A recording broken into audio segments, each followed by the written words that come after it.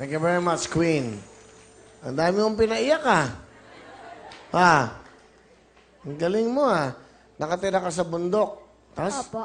hindi ka nakakapanood ng show. Hindi Wala po. kayong TV. Opo. Paano mo naaaral kantahin yung mga yan? Pinapakinggan ko po. Minsan po nagpapaburn po si Papa. Tawagan nyo nga si, si Miss Joy.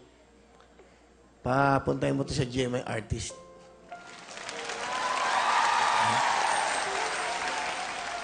I think itong batang to dapat bigyan ng pagkakataon na, di ba? Okay, yun. Saka nangarap ka. Alam mo, ang Panginoon Diyos, lagi nakatingin sa atin lahat yan. Pag nakikita niya, ang puso mo, maganda nilalaman, ang pag-iisip mo, hindi ka nag-iisip na masama sa kapwa mo, puro kabutihan. Pagpapalain ka, siguro kaya ka nandito ngayon, eto na, yung pangarap mong matutupad.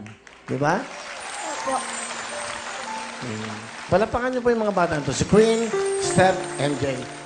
Okay, Queen. Okay, bibigay ko yung pera sa papa mo, ha? Okay, yung tatlo, may tigi-tigi sa kayong sa akin regalo. Ikaw ba, MJ, gusto mo ba ng cellphone?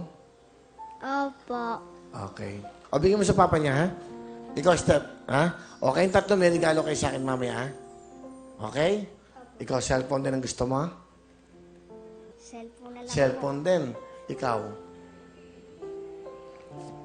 Gusto ko po kasi magkaroon ng TV para mapanood ko po kayo. Araw-araw.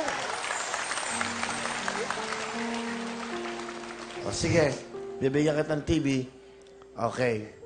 At bibigyan ko naman ng cellphone ng tatay mo. Maraming salamat po. Para magkakausap-usap kayo.